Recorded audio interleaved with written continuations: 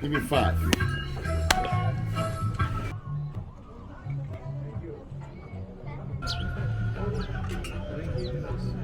So we just finished eating breakfast at our hotel, and now we're just looking for an ATM before we head to the pyramids. We are going to attempt to do the pyramids by ourselves without a guide, and we're actually going to go try and find the secondary ticket entrance, because the one that's actually just right down the street from our hotel is absolute mayhem. All right, I stand corrected. We're actually going to try and get tickets here first, and then if this is just too insane, then we're going to go around the other side.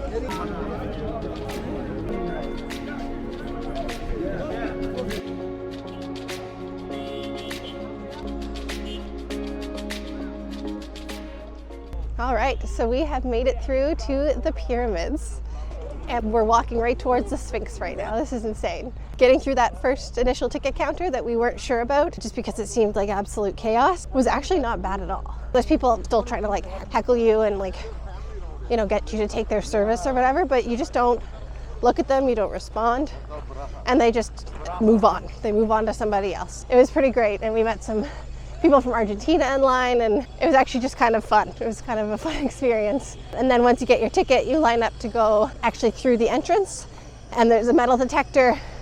It's just beeping constantly. It doesn't turn off. They pat Dave down, and he hit his wallet on his leg, and he's like, "What's this?" And Dave said, "Oh, it's my wallet." He's like, "I don't care."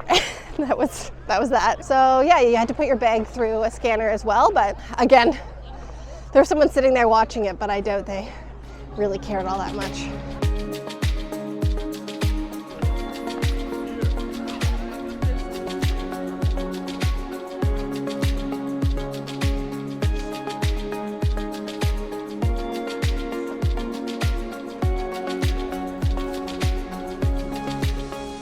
So interestingly enough, the pyramids are not actually completely solid, and you can go inside them. It does cost a bit extra in order to do that, and we've kind of heard mixed reviews on it. Mostly people saying like, "Oh, I'm glad I went in, but there really wasn't a whole lot to see." It was more just the idea of, I've been inside a pyramid, and we've just decided to pass on that. But this is, I don't know, this is pretty surreal. They're large. Like, I knew they were gonna be big, but I don't know, they're just pretty incredible.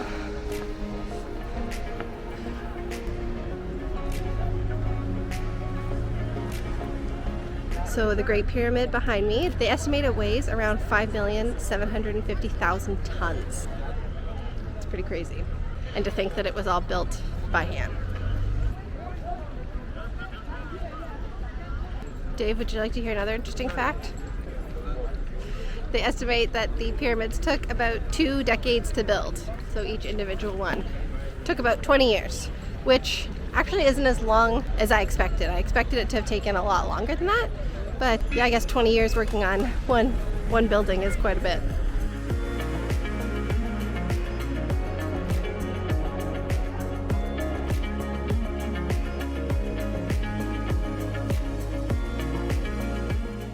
Tell us about the boat that came out of here. Supposedly it's just the oldest, best conditioned boat that exists currently. So we just got some water, and Dave haggled with the guy. Most people around here have been trying to sell like a bottle of water this size for 50 Egyptian, which is between $2.50 and $3 for a little bottle of water, which, I mean, you would expect a markup as you're walking around right next to the pyramids. Like, literally, this is the Great Pyramid right here behind me. Dave just told him that a guy over by the other pyramid was selling them for 10. So we ended up getting them down to 10. But it was just really funny because nobody is selling them for 10. Everybody is selling them for 50.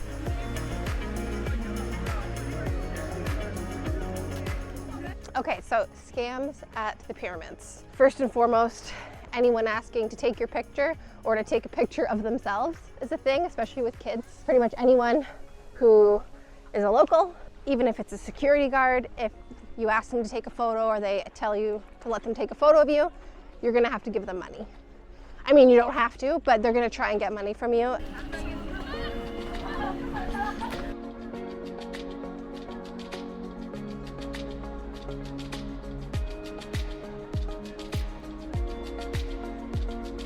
So, second scam to look out for is more to do with pricing. Everything is super inflated around the pyramids. You just have to haggle, and you have to be willing to walk away. The same thing goes for camel rides, horse rides in general. I mean, I don't recommend doing the camel or horse rides because the camels definitely don't seem like they're well cared for, especially when compared to the ones we saw in Morocco.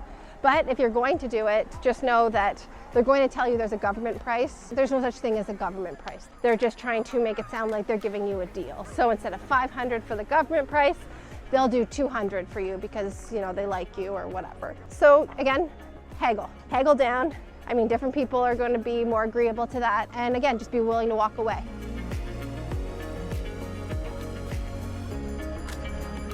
So the Sphinx, you can see behind me, was built about 4,500 years ago.